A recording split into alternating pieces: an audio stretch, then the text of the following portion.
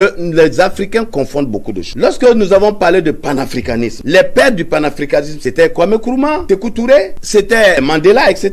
Mais les pères du panafricanisme, là, sur quoi se fondaient-ils? D'abord, Kwame Nkrumah a parlé de l'union des Africains. C'était la chose la plus importante. Au point que Kwame Nkrumah prenait le budget du Ghana pour financer Mugabe, pour financer, comment on appelle, Sékou Touré. Parce que Sékou Touré avait pris l'indépendance, la France l'avait abandonné. Il utilisait même le budget pour ça, à tel enseigne qu'il a eu des problèmes économiques. La première chose qu'il disait, c'était l'union des Africains. Or, aujourd'hui, les Africains sont les plus désunis. La deuxième chose qu'il a voulu, c'était le parti unique. Parti unique parce que, qu'est-ce qu'il disait? On lui demandait, pourquoi tu voulais le parti unique? Il dit, mais parti unique parce que nous, les Ghanéens, nous sommes des frères, nous sommes les mêmes. Si le Ghana doit réussir, il faut la synergie de tous les Ghanéens. Et voilà, nous avons pris l'indépendance. Nous avons créé des entreprises. Il y en a qui ne veulent pas travailler dedans parce qu'ils disent qu'ils sont opposants. Il y en a qui ne veulent pas ceci parce qu'ils sont opposants. Pendant que nous nous opposons, comment on peut réussir? Cette histoire de parti unique qui fait que Kwame Nkrumah va en voyage et puis on l'a destitué. Est-ce que vous comprenez? Bien, nous avons vu en Côte d'Ivoire, Houphouët-Boigny, les Français ont tout fait pour qu'il y ait multipartisme. Il dit non, le multipartisme est inscrit dans ma constitution. Mais je considère que la Côte d'Ivoire n'est pas encore une nation. Des gens réagissent par ethnie. Des gens réagissent par religion. Ce n'est pas encore une nation. On n'est pas prêt pour votre démocratie. Mais on l'a combattu. Nous avons accepté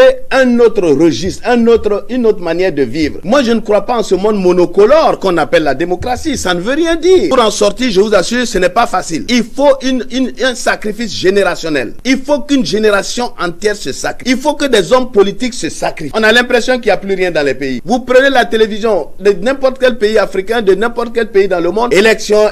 Les chefs d'État, les premiers, on les a appelés des pères de la nation. J'ai toujours dit, tout le monde n'est pas tout le monde. Moi, je sais qu'est-ce que je suis et je sais à quoi je peux servir. C'est pas forcément en allant m'asseoir dans un fauteuil présidentiel. Or aujourd'hui, tout est là. Tout le monde rêve de un tel comme président. Moi, je serai ministre. Si un tel est ministre, moi, j'aurai tel marché. Tout le monde raisonne par rapport à lui-même. Personne ne pense à la nation. Personne ne pense à ses enfants. Là où on est en train de se combattre, on ne peut pas construire. C'est pas possible.